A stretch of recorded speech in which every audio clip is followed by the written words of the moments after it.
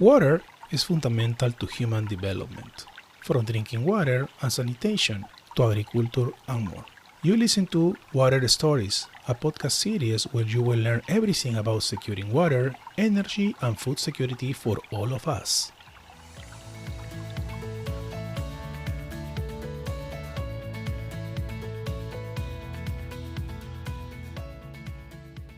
Hello everyone, I am Juan Carlos Giraldo and welcome to the episode number 5 of Water Stories. I would like to start by saying that the primary goal of technology and planning in water management is to provide high quality, good amount, and sustainable water for cities, farmlands, and different ecosystems around us. In this episode, with our guests, we will discuss everything that involves an essential water modeling tool developed by Stockholm Environment Institute called WEEP. Once again, my co-host is Vishal Mehta. Vishal is an environmental scientist in the Stockholm Environment Institute, and his work is focused on water research and forest conservation. He's based in Davis, California. Hello, Vishal. How are you? Hi, JC. Vishal, would you mind to introducing our guest? Sure, it's a great pleasure to welcome my colleague Jack Sieber. Jack and I have been working together for more than 12 years. Jack is the Deputy Director, Chief Technical Officer of the US Center of SEI, the Stockholm Environment Institute. And once in a while, he calls himself the mother of WEEP, which is the software that we use for water resources planning. So welcome, Jack. I'm very happy to have you. Thank you, Vishal. Hello, Jack. How are you? Happy to have you today as a guest. Thank you, JC. Jack, before talking about this essential tool called WEEP, I want to ask you, what exactly does plan mean in water management? What are the ingredients of a good planning? And also, who plans? Yes, several different planners. So you could have city planners that looking to manage their water resources, supply and demand, water quality. You could have at a larger level, regional or statewide planners who are really trying to oversee the regional resource and trying to coordinate different smaller regions. You could have nationwide, countrywide planning. All these different planning levels really have maybe a slightly different focus, but they all have the same thing in mind, which is really trying to make a sustainable plan for the future. So that sort of look at the water resources, all the different aspects of it, trying to make sure all the different sectors of society have enough water and have high quality water to meet their needs, both now and in the future. That's great. Vishal? Yeah, and like Jack said, basic feature of resource planning is meeting supply and demand. And essentially, when you add on the word sustainable water management, different aspects come into the picture, come into play. So, for example, it's not always about finding the cheapest water resources options for the future to meet growing demand, for example. You want to make choices that are wiser in terms of the environment, in terms of equity, in terms of many other factors, including but not limited to costs. And that's where a tool like WEEP comes in that we'll be getting into. Thank you, Vishal. Last week I read articles, I listened to a podcast. Also, I'm reading right now a book about management and ESG, and all say that water becoming an essential topic for scientists, companies, and business leaders. All these sources had something in common. Technology will help solve water scarcity to facilitate access to this element, to this important element in our life. Speaking about technology, I want to ask Jack, what does the acronym WEEP stand for and when was created? Okay, WEEP is the Water Evaluation and Planning System. It was first conceived and constructed back in 1988, back in the dark ages. And I've actually been working on it almost since then, so it really has become now my life's work. So it was really conceived as a way of looking at a way to balance demands and supplies to really come up with an integrated plan for a sustainable future. So at that point, often water planning relied, I would say, overly much on supply focus. So we need more water, let's build another reservoir or another pipeline or another treatment plant, without really considering the demand side of the equation. How much water do we really need for our uses? Can we be more efficient? Can we reuse water? Can we look at different sources or look at different needs, such as for the environment or ecosystems? So really is trying to be a more holistic picture rather than before the earlier just supply focused, let's build more pipelines to get more water. Interesting, especially seeking to be more efficient, which is very important, as you mentioned. Vishal, Yeah, and the one of the major features of Weep that Jack has developed over so many now decades is that it's allows you to create different futures. So, as I mentioned, we have to make choices into the future, and each of these is a scenario of the future, which are different ways the future can play out. And Weep is essentially a software program which allows you to build these different scenarios and then to evaluate them quantitatively and compare them, and then to make a choice as to what the best option is for the different futures we can imagine. thank you, Vishal. I watched some tutorials on how WIP works, and it's impressive all the elements involved in water management: rivers, wastewater, basins, reservoir. For me, for example, catchment caught my attention. So, Jack, what are the main features of WIP, in your opinion, that you know very well, this essential tool for water management? I would say one of the standout features of WEAP is it really combines sort of a physically based hydrology model with a planning operational context, the human constructed environment, and how to move the water around. You can look at all the climate variables and look at different possible future climate scenarios and how they might alter the hydrologic cycle. So that's one part. And then the other part is you can see how the impacts in terms of the supplies, reservoirs, groundwater sources, rivers, and human and environmental demands. So you can really look at both sides of those equations, play with both, and look at different scenarios, as Vishal talked about, because nobody can predict the future. Somebody once said, all models are wrong, but some are useful. So no model will perfectly predict the future because there are too many uncertainties. But with different scenarios, you can construct different possible future paths and see how, if the climate changes in this way or if population grows this way, what would be the impacts? What would be the possible management options we would have to respond to those changes so we can complete a sustainable system? Yeah, so I just wanted to go back to thinking of the listeners when Jack said that it integrates hydrology with all our water resources infrastructure. By hydrology, what we mean is, how rainfall or precipitation is converted into stream flow and how much of it, is lost to evapotranspiration, how much of it enters the soil, how much of it goes into groundwater recharge. So that's what Jack means when he says hydrology. And there are not that many tools out there that can simulate or using computers both the water balance, which I just described, as well as then feed it into canals and reservoirs and hydropower and so on. So that's definitely one of the hallmarks of WEAP.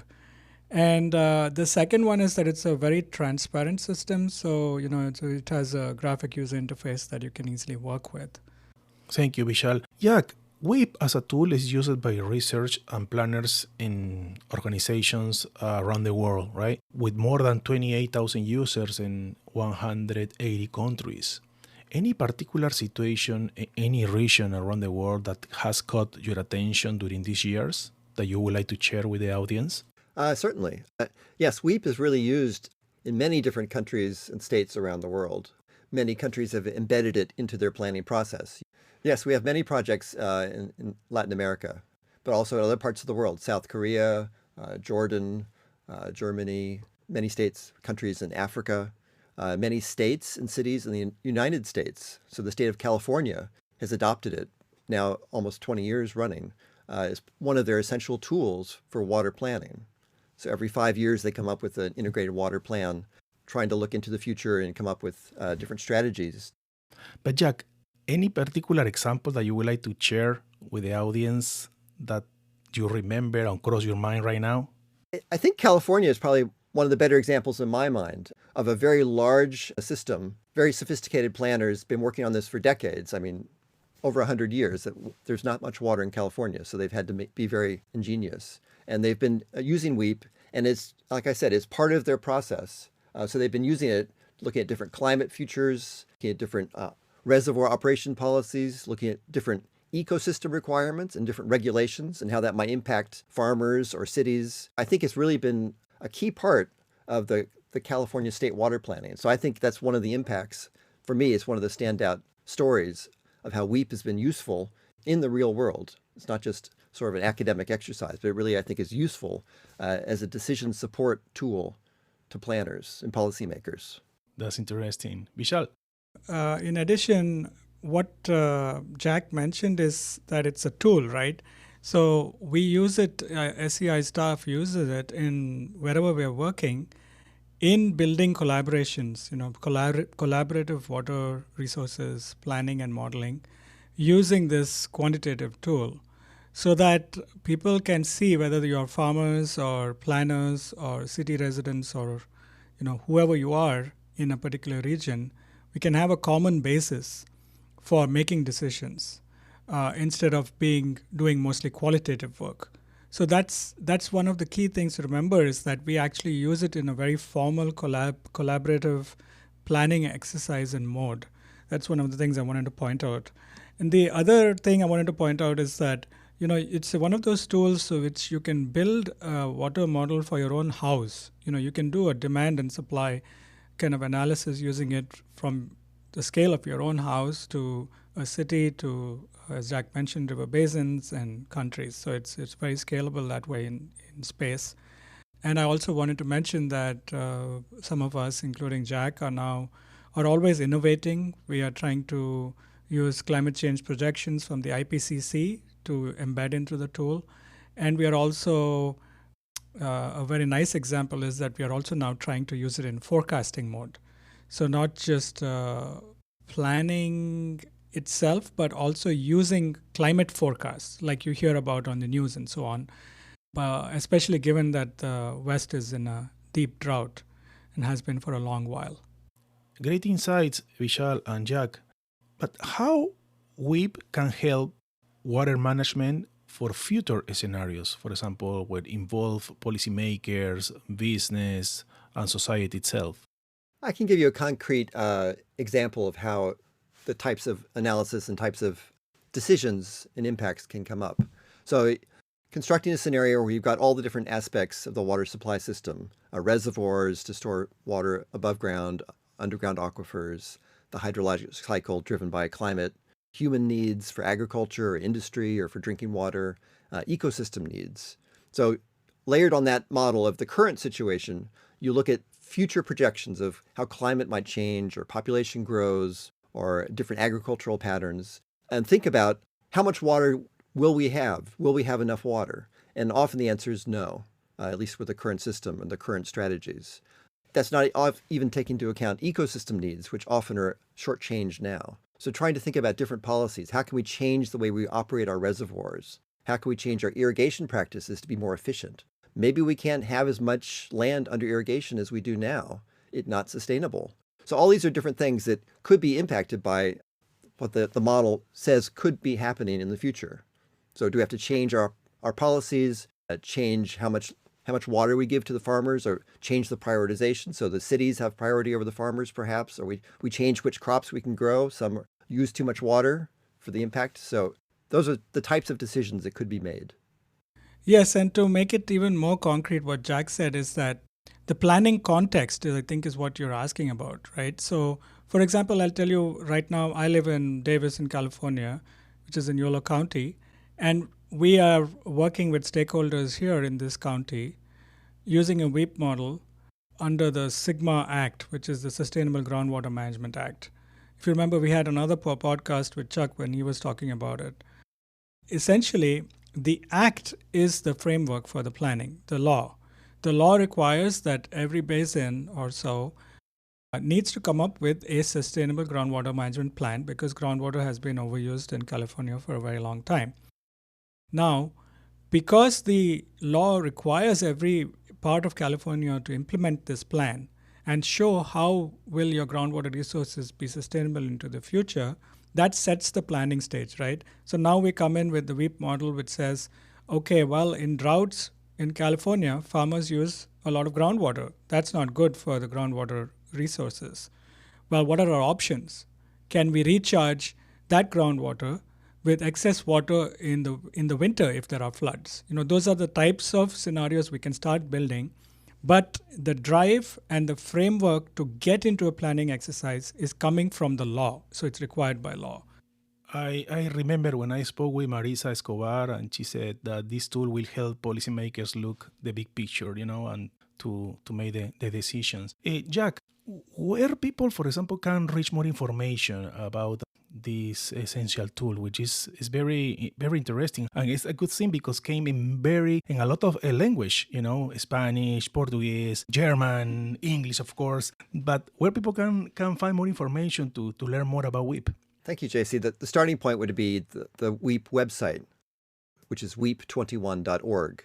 It's got tutorials, videos, and a discussion forum with over 40,000 users, and publications that have used WEEP. Over 900 publications are listed on the website, spanning the range from water quality to financial planning to climate change to reservoir, hydropower, energy and water. So all the different aspects of water planning, you'll find different publications that have looked at this in the research. That's great. Thank you for this. All these links will be in the episode. Vishal, anything that you would like to add? No, I think this is great, and I'm really happy that Jack could join us today, especially because Jack is one of those very modest people, and he's built almost single-handedly one of the most effective water resources planning tools out there. Yes, I agree, Vishal. I agree this tool is perfect for planning more sustainable water, and sustainable water means a community, region, country that can be water self-sufficient. Jack, I would like to thank you for your time. Thank you. Thank you, JC. I appreciate it. Thank you. Vishal, thank you so much. Until the next episode. Until then. Thank you so much, Vishal. And thank you so much, everyone. Don't forget to follow us on Spotify, Apple Podcasts, and Google Podcasts. Stay tuned for our next episode.